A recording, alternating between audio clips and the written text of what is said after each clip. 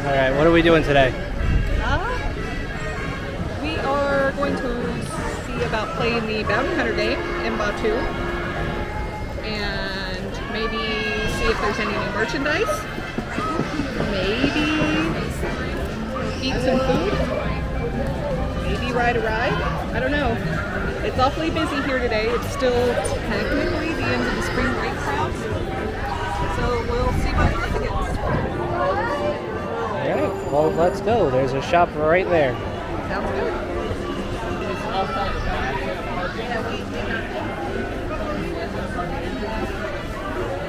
So in Hollywood Studios, this is probably the best place to come to look for magic bands and trading cards. You're going to be in this first room, So what it is, which is usually crowded because everybody wants magic bands and trading pins. when you get that, There's some cool pins there. I don't blame people for actively trying to get them. Like, look, all these like 100 pins here. Yeah, they have come out with some great pins recently. Which is why I don't collect trading pins, because if you start, it's going to become very expensive. But I definitely understand why. I mean, look at these Oswald pins. These are so cute.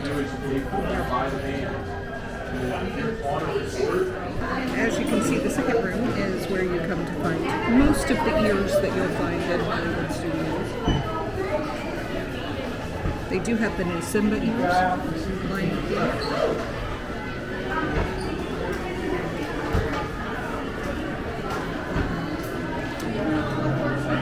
Those are so adorable. I may or may not have to buy a pair of these before we leave today. They're pretty. These are designer ears. They're part of the Joey Chu line. He also has a backpack and some other items that came out. So now I'm torn, because there's these, and then there's the Lion King ears that we saw a minute ago. These are also $34.99. Do I really need two pairs of ears? I'll think about it. We'll come back. So maybe I don't need the ears. Maybe I need another bucket hat. It is the same price as the ears. It's $34.99. I don't condone the bucket hat collection. It's reversible. It's got the castle with some fireworks on the inside. We're wearing a hoodie. Goodness. Yeah.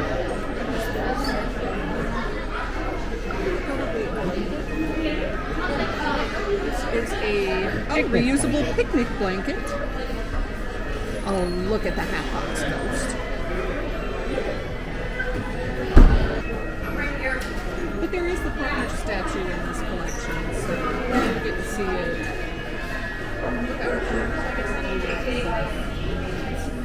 I think that's the best part of the whole. Like, look, like this jacket has a patch. That's the. This is $79.99. And There's a print on the back. very nice. Yeah, that's cool.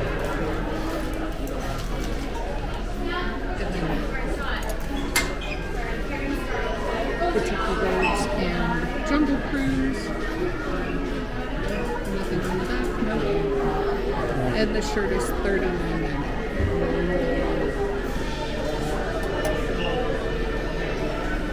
I love that collection. That is probably one of the cutest things that's come out in the last couple of years. Okay, so headed into Batu now. We currently have a DAS Pass reservation for Rise of the Resistance set up at 6:37. Did you want to break down a little bit what the DAS Pass system is? So basically, DAS Pass is the disability accessibility service. So you have to be pre-qualified for the program. The process is simple. It doesn't take a whole lot of time. You can do it online through a chat as long as it's at least 2 days before you are coming to the parks, or you can just go to any of the guest services areas in the parks. And you just have to have a reason for why you can't stand in a standard queue line. So I have the DAS Pass. Once you are approved for it, it's good for 60 days, and then you do have to renew. Not sure what that process is like. I'm sure it would be fairly simple, like the original sign up is, but this is my first time actually having it, so I haven't had to renew yet. But it works similar to the old FastPass system. So you go into the My Disney Experience app and you take a look at the rides. And if, for instance, a ride says that it has a 60-minute wait time, and that's what you want to ride, you select it as your DAS, and then you come back at the end of that 60 minutes. So in our case, we chose Rise of the Resistance, and it gave us a time to come back at 6:37. And so we were able to do other things in the park and take our time getting here, and it basically held our place in line. When we go back, we'll go in through the Lightning Lane line. So there will still probably be a little bit of a wait, but it's not going to be anywhere near as long as the regular standby line. So it does help for anybody who, for whatever reason, is concerned about having the ability to stand in a longer wait line for any length of time. So let us know if you want to do, if you want to see a DAS Pass video. That is something that we can do later on, and come out here and see, what a whole day with the DAS Pass is like. So yeah, definitely let us know, and then when it comes time for me to renew, I will let everybody know how that process goes as well. So as always, that ride is a blast to ride. We just got off. It was smooth sailing. There was a little bit of a delay. We had some stormtrooper activity outside of our door, and we had to wait for them to move on. But, they moved pretty quick. Yeah. We were able to get out of there. And up next, we set up another one of the DAS Pass reservations for Millennium Falcon Smuggler's Run. It's now time for us to go do that. We're now off to go in that general direction. Alright. You ready to inevitably become engineers for 2 children piloting? That's probably what will happen. But it's still fun nonetheless. Yeah. If you can actually repair what the damage is. Exactly. It's fun no matter what position you're in. I know a lot of people complain if they have to be gunner or engineer because everybody wants to pilot. But actually being the engineer is fun because you can focus on what's going on in front of you and still play the game, so to speak, and enjoy the ride. So we ended up as pilots. It was a mission. Yeah. Yeah. We did return the Falcon to Chewie.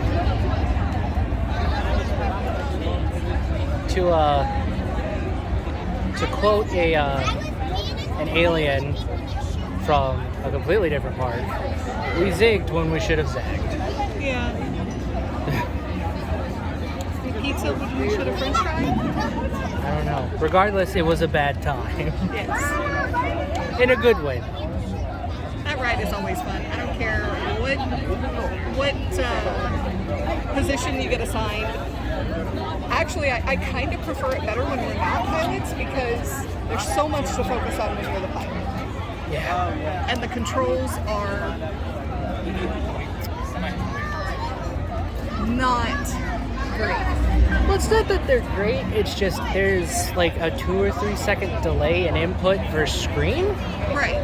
So you have to anticipate ahead of time and already be moving toward the position that you need to be in, or else there's a lot of lag.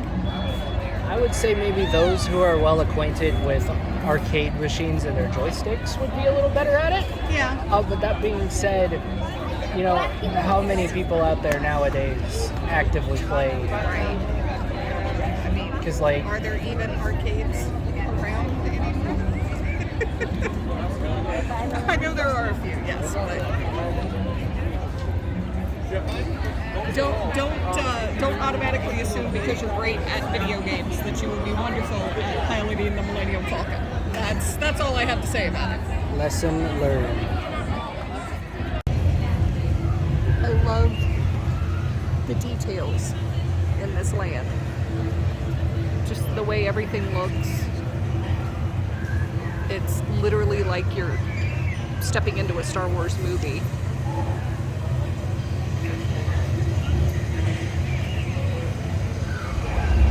And then you have that gorgeous Florida sunset that just enhances everything.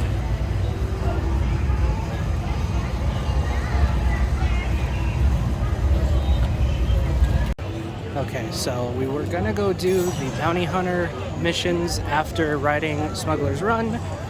However, the only Magic Band Plus on us right now died.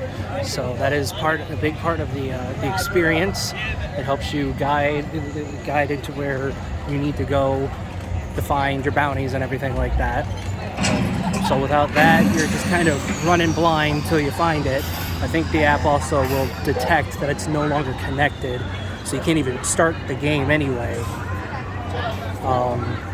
So instead, we're gonna go ride, what was it, Mickey and Minnie's? Yep. And we'll come back and do the bounty hunter game. Yeah, we'll come back and do that on a later date when we have two fully charged. 2 fully charged Magic Band Pluses. 2 fully charged phones.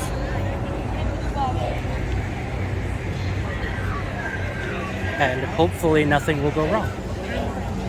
Well, that's half the fun of Disney. You never know when your plans are going to change, and you do need to be prepared for it because it happens. All right, look at that all lit up at night. Though actually, the neon sign on the actual theater is much larger and sits in between these two pillars here, but they're making do. Honestly, the best part about over here is all the handprints that are still in the ground. My hand twins over here. Oh yeah. It's the one and only Sylvester Stallone. No, her actual hand twin is Mark Hamill. You see?